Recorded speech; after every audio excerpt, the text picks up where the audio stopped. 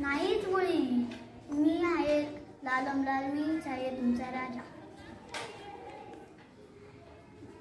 सर्व भाज्या चवदार करणारा मीच आहे कांदा, म्हणून तुम्ही माझे एकाचे.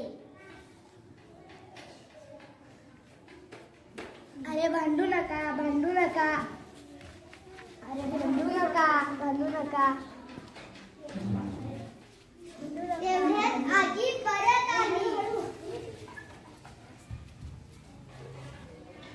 तिच्या हातात विळी होती.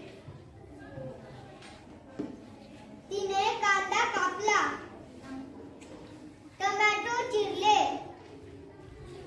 भाजी निवडली, धुतली, बटाटे उकडले आणि बनवली झकास भाजी.